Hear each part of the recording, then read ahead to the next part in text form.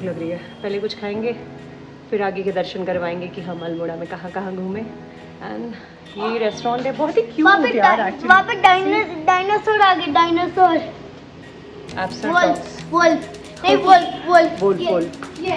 My god, we so excited. आप सभी का बहुत बहुत स्वागत, अभिनंदन आपके अपने चैनल यूपी 32 जिंदगी जिंदाबाद में। और मैं हूं प्रतिभा, आज एक नए व्लॉग के साथ। कुमाऊं क्षेत्र के उत्तराखंड राज्य के अल्मोड़ा जिले के पवित्र स्थलों में से एक है नंदा देवी मंदिर। इस मंदिर में देवी दुर्गा का अवतार विराजमान है। पहाड़ों की ऊंचाई पर बसा यह मंदिर चंद्रवंश की इष्ट देवी मां नंदा देवी को समर्पित है। नंदा देवी मां दुर्गा का अवतार है और भगवान शंकर की पत्नी है। पर्वतीय अंचल की मुख्य देवी के रूप में इनकी पूजा की जाती है। नंदा देवी गढ़वाल के राजा दक्ष प्रजापति की पुत्री हैं, इसीलिए सभी कुमाऊनी और गढ़वाली लोग उन्हें पर्वतांचल की पुत्री मानते हैं।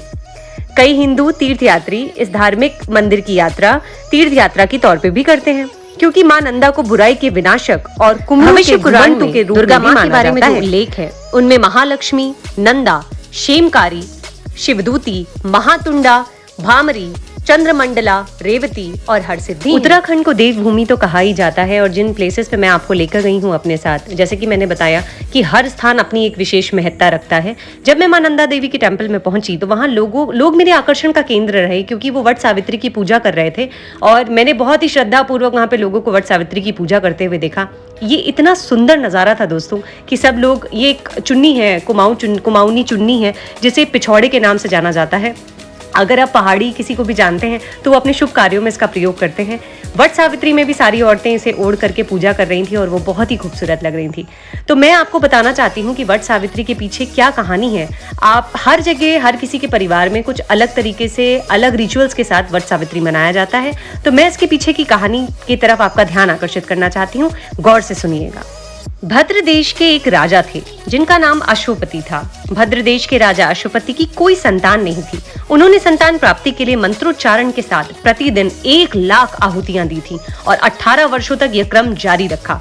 इसके बाद सावित्री देवी ने प्रकट होकर के उन्हें वरदान दिया कि राजन, तुम्हें एक तेजस्वी कन्या की प्राप्ति होगी। सावित्री देवी की कृपा से जन्म लेने के कारण कन्या का नाम सावित्री रखा गया। कन्या बड़ी होकर बेहद रूपवान हुई और योग्य वर न मिलने के कारण सावित्री के पिता बहुत दुखी थे। उन्होंने कन्या को स्वयं वर तलाशने के लिए भेजा। सावित्री तपोवन में भटकने लगी। वहां साल्व देश के राजा द्युतसेन रहते थे। क्योंकि उनका राज्य किसी ने छीन लिया था, उनके पुत्र सत्यवान को देख करके सावित्री ने पति के रूप में उनका ऋषिराज नारद को जब ये बात पता चली तो वो राजा अश्वपति के पास पहुंचे और कहा, हे राजन, ये क्या कर रहे हैं आप? सत्यवान गुणवान हैं, धर्मात्मा हैं, बलवान भी हैं, पर उनकी आयु बहुत छोटी है, वो अल्पायु हैं। 1 वर्ष के बाद उनकी मृत्यु हो जाएगी। ऋषिराज नारद की बात सुनकर राजा अश्वपति घोर चिंता में डूब गए। सावित्री ने उनसे उनकी चिंता का कारण पूछा तो जाहिर सी बात है, कोई भी पिता परेशान होगा। उन्होंने पुत्री से कहा कि जिस राजकुमार को तुमने अपने वर के रूप में चुना है वो अल्पायु है, तुम्हें किसी और को अपना जीवन साथी बनाना चाहिए। इस पर सावित्री ने कहा कि पिताजी, आर्य कन्याएं अपना पति एक बार ही वरण करती हैं। राजा एक बार ही आज्ञा देता है और पंडित एक ही बार प्रतिज्ञा करते हैं और कन्यादान भी एक ही बार किया जाता है। प्रतिज्ञा एकदम पक्की थी। सावित्री बोली वो सत्यवान से ही विवाह करेंगी। राजा अश्वपति ने सावित्री का विवाह सत्यवान से कर दिया। समय बीतने लगा। नारद मुनि ने सावित्री को पहले ही सत्यवान की मृत्यु के दिन के बारे में बता दिया था। वो दिन जैसे जैसे करीब आने लगा, सावित्री अधीर होने लगी। उन्होंने 3 दिन पहले से ही उपवास रखना शुरू कर दिया। नारद मुनि द्वारा कथित निश्चित तिथि पर पितरों का पूजन किया। हर दिन की तरह सत्यवान इस दिन भी लकड़ी काटने जंगल चले गए। सावित्री भी संग गई। अचानक सत्यवान के सर में तीव्र दर्द उठा। सावित्री अपना भविष्य समझ चुकी थी। सत्यवान के सिर को गोद में रखकर सावित्री सत्यवान का सिर सहलाने लगी। तभी वहां यमराज आते दिखे। यमराज अपने साथ सत्यवान को ले जाने लगे। सावित्री भी उनके पीछे पीछे चल पड़ी।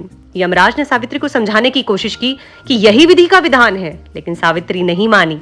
सावित्री की निष्ठा और पति परायणता को देखते हुए यमराज ने सावित्री से कहा, हे देवी, तुम धन्य हो, तुमने मुझे खुश किया, मुझसे वरदान मांगो। सावित्री ने कहा, मेरे सास ससुर वनवासी हैं और अंधे हैं, आप उन्हें दिव्य ज्योति प्रदान करें। यमराज ने कहा, ऐसा ही होगा, जाओ अब लौट जाओ। लेकिन सावित्री अपने पति सत्यवान के पीछे पीछे चलती रही। यमराज ने कहा, देवी तुम वापस जाओ। सावित्री ने कहा, भगवान, मुझे अपने पतिदेव के पीछे पीछे चलने में कोई परेशानी नहीं है, पति के पीछे चलना मेरा कर्तव्य है। ये सुनकर उन्होंने फिर से उसे एक और वरदान मांगने के लिए कहा। माँ सावित्री बोली, हमारे ससुर का राज्य छिन गया है, उसे पुनः वापस दिला दीजिए। यमराज ने सावित्री को यह वरदान भी दे दिया और कहा अब लौट जाओ, लेकिन सावित्री पीछे पीछे चलती रही। अब यमराज ने सावित्री को तीसरा वरदान मांगने को कहा। इस पर सावित्री ने 100 संतानों का सौभाग्य वरदान मांगा। यमराज ने आव देखा न ताओ और कह दिया तथास्तु। सावित्री ने यमराज से कहा कि प्रभु, मैं एक पतिव्रता पत्नी हूँ, आपने मुझे पुत्रवती होने का आशीर्वाद तो दे दिया।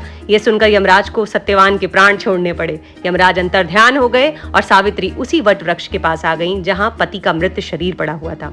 सत्यवान जीवंत हो गए और दोनों खुशी खुशी चिरकाल तक राज्य सुख भोगते रहे। वट सावित्री व्रत करने और इस कथा को सुनने से उपासक के वैवाहिक जीवन और जीवन साथी की आयु पर किसी प्रकार का कोई संकट आया भी हो तो टल जाता है। तो एक बार बोलिए माँ सावित्री की जय हो। पिछले कुछ दिनों में धार्मिक जगहों पे जाकर के मेरा साक्षात्कार बहुत सारी भ्रांतियों, बहुत सारी जनकथाओं, बहुत सारी लोक कथाओं से हुआ। तो मुझे लगता है कि बड़ा सौभाग्य का विषय है कि मेरा जन्म भारत में हुआ।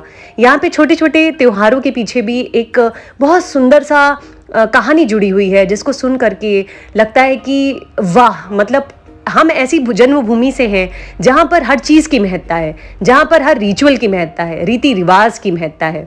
तो दोस्तों, मेरा आप सबसे बहुत विनम्र निवेदन है कि हर जो भी त्योहार है, जो भी तीज है, इसे बहुत दिल खोल के मनाइए, इसे बहुत दिल खोल के मनाइए। अपने बच्चों को इसके बारे में बताइए, भारतीय इतिहास के बारे में बताइए, धार्मिक इतिहास के बारे में बताइए।